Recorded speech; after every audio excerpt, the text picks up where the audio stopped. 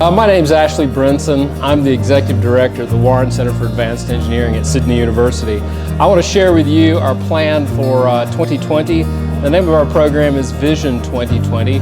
We'll be looking into the future at those technologies that will define mankind. We'll be looking at the United Nations Sustainable Development Goals as sort of a template for defining what society's aspirations are.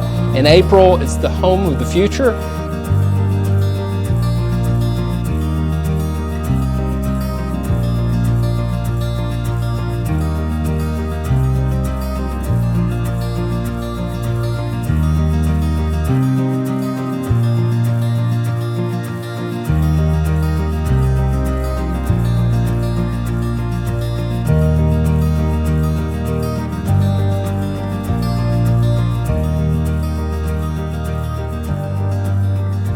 So welcome to Vision 2020's April edition. We're looking at the home of the future today with Murray Ellen, the founder and director of PT Blink.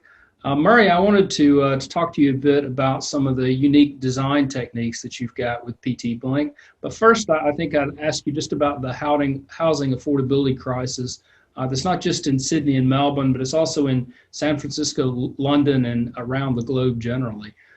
Tell me what your company's doing about that. Yeah, thanks very much, Ashley, and it's an absolute pleasure to be here amongst the thinkers of the world. That's fantastic. Look, as you know, at Blink, we travel a lot, we see a lot of the world, and part of the passion that we've developed is to see if we can significantly alter the situation, particularly for housing affordability. It's a real crisis, and I see it mostly in places around San Francisco, Los Angeles, particularly in the Americas, but also right here at home. And I think the crisis has been exacerbated recently. My company, we're a smaller business, but we're really passionate about using our technology to contribute in this particular area. Where we help, in the overall sort of philosophy, is the price of real estate as a proportion of an overall development has gone up significantly, particularly in inner city dwellings. 15 or 20 years ago, it may have represented 15% of an overall development. It's up as high as 40 now. So one of the great things about Blink and the structural backbone and the philosophy that we put is we're very, very good at building over the top of existing assets. And what are the unique design techniques that you're incorporating with PT Blink? What's the digital design look like? Oh, look, it starts from top to bottom. It's changing the whole world. It's changing everything. So the digital assets, or the way we go around it, is we're fundamentally changing a way, and there's quite a few people in the world doing this, but in our own way, fundamentally changing the way we approach clients and end users. We think that end users are the only people in the whole supply chain who really need and want change. A lot of other people talk about it, but do they really want it? End users definitely do. So in our minds, they're the owners and developers of property. And to them, rather than going to the conventional design and construct phase, we're going straight down a design, manufacture, and integrate portfolio, which is very unique to Blink.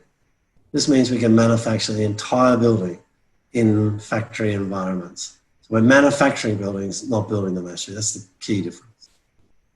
And what does the construction technique look like that's different from traditional construction techniques? Oh, okay. So again, we would use the word manufacturing technique. So we've split the basic building into an analogy which is very, very similar to the automobile or aviation industry. So again, build around a chassis or a fuselage, and then a whole ecosystem of local manufacturers plugging into that idea, just like making a car.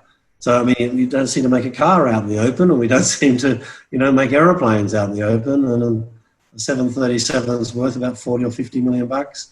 And for a reason, they're made in factories.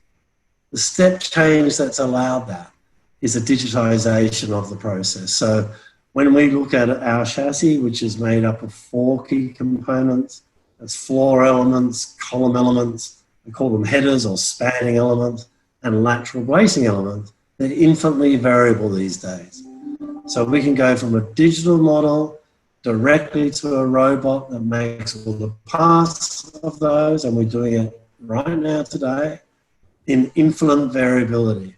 So you can have different sizes, different heights, so we're not stuck in a logic of, a bit like precast concrete, it needs to be this big or this size. Infinitely variable And what's straight off that model. What's been the take-up by local construction contractors who are doing modules to go into that for the kitchen or the bath? Yeah, well, so what happens, not so much with the contractors, but with the manufacturers. So a pod manufacturer just loves it because he's now we're creating this digital platform where he sees the backbone straight up front. He knows his geometry. It's all about simple geometry. With his pod, we get his model with an agreed tolerance to fit on the outside, and it needs to have a performance-based specification. It's humidity, it's water supply, it's hot water capacity, it's tiles, it's bathroom. So our end users can choose that, can choose particular finishes and things they want. He finds that's a huge benefit rather than dealing through a builder where usually there's a minimum number of pods that make it, back to back, that make it financially viable. This way he can cut to the chase, not deal through margin on margin, and hop straight on our platform and do it. We're not all the way there, Ash, but we're a long way down that road. So take up with those people. Sorry. How are you able to control the tolerances in the manufacturing process? Well, his tolerances come into our model. So he agrees the tolerances, brings them in. He may have what we tend to use in the Trimble range of products. So they're a strategic partner with us. So we're what we call one of their 4 beacons. Hey, little Aussie company out there doing it with a $10 billion company. If they're in another software like SolidWorks or AutoCAD, or we bring the two together using integration software. And with us, it's something like Trimble Connects. And how did you start this journey? Look, this is probably 30 years ago, 35 years ago, I would guess, that one from the McDonald brothers, overnight success, 30 years in the making. Part of what I would say, the journey was full of pain, full of mistakes made. We started with long span structures. We're very, very good at them, building stadiums and hangars. I'm going to say we've applied that same technology to the vertical space. And that technology was all about getting accuracy. So with our vertical space structures, our floor elements, for instance, we use a technique called post-tensioning to put hog in them so that when we put concrete on, they go flat. We learned that through the first 30 odd years. It's only the last 4 years that we started doing that in the vertical space with Blink. And that started from 2 key sources. One was a developer, a very good friend, Tony John, who does an Anthony John Group, a lot of developments in Brisbane. We've done 6 or 8 projects with him with various forms, mostly not in the vertical space. And he saw videos coming from China and saying, why can't we build fast like those guys? And they were, showing, the ones actually show 50 stories in 19 days from companies like Broad Construction. My answer was, of course we can. We have to want to. The other source was one of our 2 steel companies wanting to know how to compete with China. Because I lived up there, I lived in Hong Kong for 14 and 15 years. They both contributed to help us fund those beginning looks of those. And I came up with this idea that we needed to change our process. It was no small incremental thing. It had to be front to end. And that was to change right away from design and construct and design to manufacture, which is more than what it sounds like. So in the factory, when we make our steel elements, we can make a 12-story building, all the parts for a 12-story building in 3 days now, straight to the robot. You've got to assemble them all yet, so don't get that wrong. But how you assemble is like cars. You need to pick up part A and bolt it onto part B, not like fabrication. So a lot of thought, but it was those 2 key influences that said, what can we do? And I think where my travels all the time, the world's very, very parochial. It's about local environments. And the idea that we have put all our manufacturing offshore, and we haven't trained our younger people, and we're putting not money into TAFE and things like that, the carpenters. this idea sort of jumped there, Ash. So we came up with, well, hang on, man. If we start doing all 3D models and young people like gaming and they like this, then why don't we bypass the trades, if you like, but the respected trades, use that knowledge to go straight to virtual reality. So we're starting to think about manufacturing again in a whole new light. So we've got a clean slate now. Don't import things from China. Don't import things from all over the world because they've got a cheaper labour product. Let's use our brains and right here at home. And what's been the reception? You've been doing a lot of work in the U.S. with the concept. What's been the reception overseas? Well, overseas, to a certain extent, is being a fair bit easier than at home, which sometimes is the way. Look, we get great receptions, and it's inhibitors, Ash. It's not smooth sailing, not when you're changing something. And I would say I've had 30 years to do with change, and I'm still learning how to do it. Again, that's why I focus on end users about change. They drive everything. Okay, so we see a lot of building companies who say they want to involve innovation, but they do, but they don't want to change. So the two things just can't go hand in hand. I guess I point to Harvard a fair bit with Christensen's dilemma. He summarized it really, really well when he's looking at Apple and all of these other companies. That unless one embraces change, it just comes and bites you straight up the tail. So I think end users have been fantastic.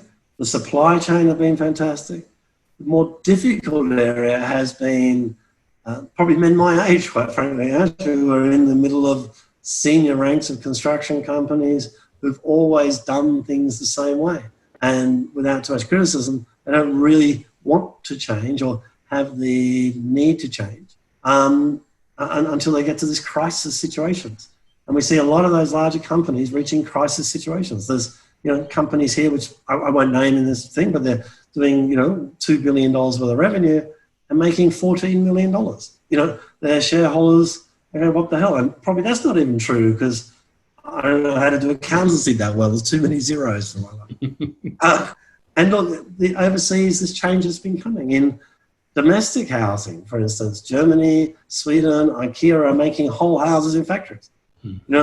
We've chosen to go into the multi-story space from about 6 to 8 stories up rather than single dwellings because that's been so well adopted. I mean, the UK, if you're building a house, you seriously consider right now it all manufactured in Europe and bring it across.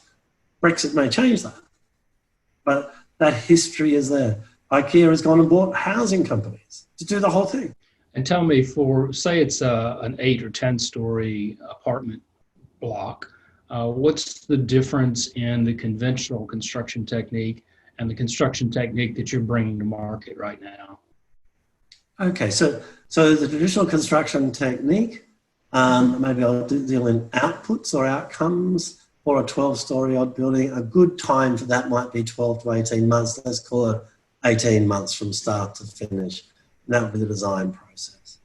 The methodologies we're bringing will halve that time.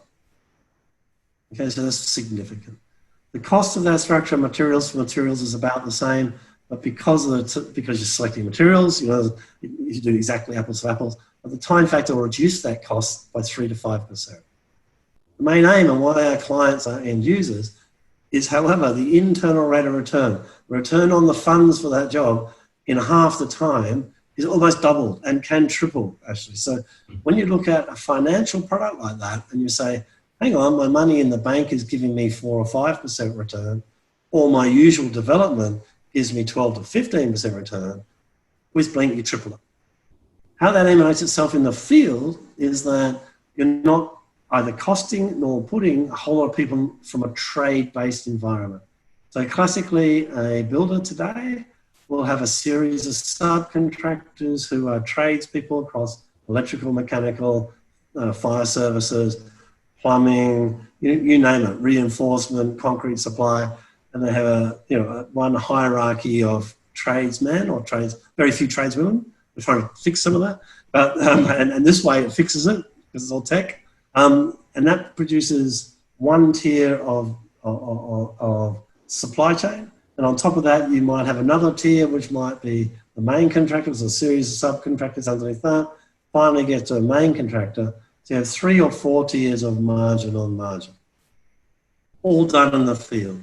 And the designs by a consultant, they don't realize it, but they'll detail reinforcement on a beam. By its very nature, it's got to be done in the field.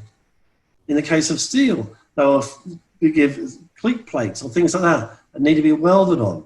So the design is done for welding, it's done for labor. That's why things are cheaper in China, because labor is cheaper.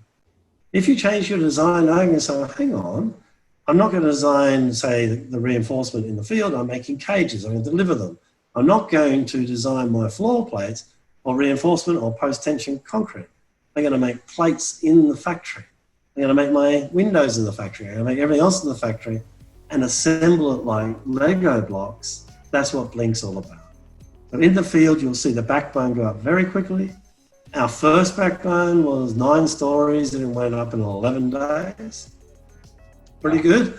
Wow. And we weren't geared for bathroom pods and kitchens for itself, but we took 5 months of that first project just on the backbone. Now we're concentrating on that software of the backbone to bring in all the other components, such as wall systems, which other manufacturers make. It's not us.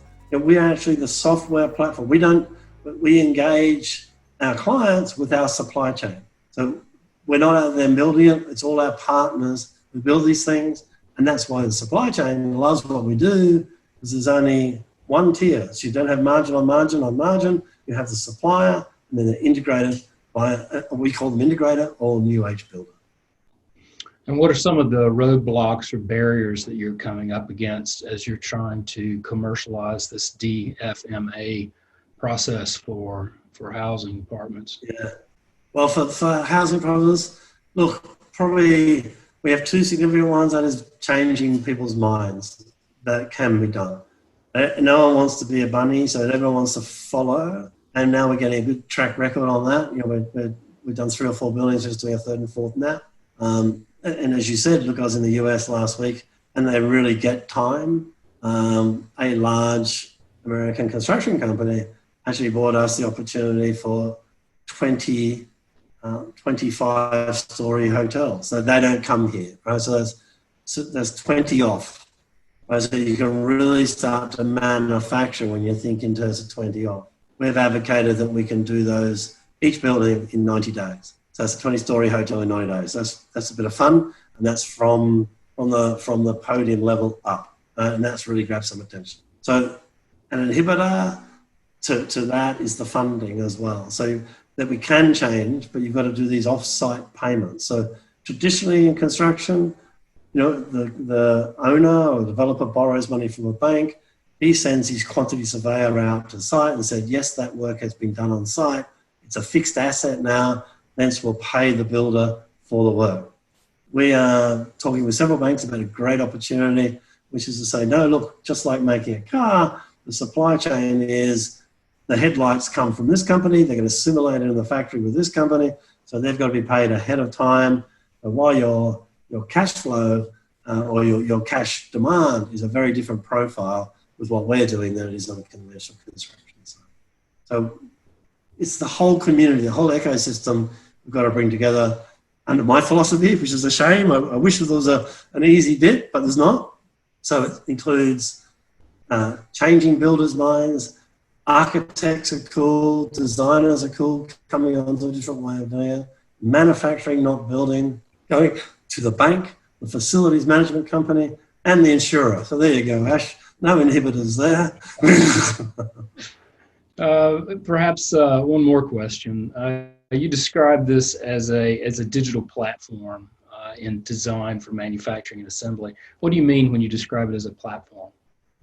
Okay, so we're just digitalizing that now. We've gone to gaming companies to produce a front end. So to me, the platform is literally you'll hop on an app, you'll hop on online like we're doing now, and you'll learn a bit about Blink, and you'll get the pitch that, you know, your internal rate of return is going to go through the roof and everything's going to be rosy. Okay, all right, that's what you're going to see. You'll then start to see the environment around you. So if you're at the Gold Coast, which is what we're working on right now, you'll see where we are. You'll see our in this game, and you'll travel around this environment a bit like going around Uber. So you'll travel from our demonstration facility to the design house, and it's the guys down the road, and you'll travel to the manufacturers, and you'll travel, so it's in your environment. That's what I'm calling a platform. So when we go into the manufacturing house, you can see the list of all the brands of the local companies who are doing the bathrooms, the kitchens.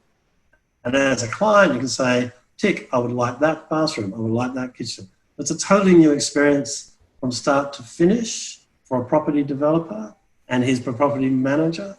A totally different experience for the people who are part of that ecosystem, because they can log on, put their product up there and be part of the new way of doing things and benefit from it. We bring them the work, right? And it's a totally different experience for a building company. You know, if you sit in their shoes, to be able to be bought work and say, look, what you got to do is bring these pieces together rather than have all these trades and go out and do it. But you have to do it in half the time, they can double their profits. So we're not all the way there, Ash, that's the vision, but we're doing mock-ups and we've commissioned the whole thing together with our partners at Trimble and other places. But that's what I mean when I say we're a technology platform. We're doing a lot of that manually now. So right now our projects we're doing, I would say we're doing about 30% digital and 70% manually. So we're still going to site, we're still fitting those pieces together in the factory. But over the next 6 months or so, we hope to get that full digital program up. And that ecosystem that you described, what's PT Blink's role in enabling or empowering or getting that ecosystem up? Okay, so we're central to it, to tell you the truth. So we're going to specific areas. Let's say we talk about Kansas, which is a discussion we had just last week, that there's a person who wishes to have, say, a license for that area using our technology. So we've got 3 key people at our company on the working level. Richard Thomas is our CEO. You met Richard, as is others, head of design, head of manufacture, and head of integration. So it's Stuart Shield, Wayne Larson, and Bennett Dunn. So Wayne will go to a specific area and train others on how to bring an ecosystem together. So it's a series of forms. It's a series of, look, you make windows, you make bathrooms, you make them locally. We want to give the local community in Kansas a step up. This is what we're doing. We've got this project we're working on. Come and join us in a whole new way of doing it. As they do, they log on to the platform. They pay a platform fee for doing so. They get the work that comes in that they can bid on if it's appropriate for their particular technology. And we found that we've become like a beacon or like a magnet for whole new ideas in building, like a stormwater system that is ecological soundable. And they can't get up with a builder, whereas they can get up with us because they're on the platform and people can choose to say, we'd like that sort of asset in our facility. Fantastic story, Murray. Thanks for sharing today. Well, thank you for the opportunity, and I'm very pleased to be here. Thank you very much, Ash. Join us and follow the discussion on the prototype. Join us with live events through the year. I'm Ashley Brinson at the Warren Center for Advanced Engineering at Sydney University. Thanks for listening.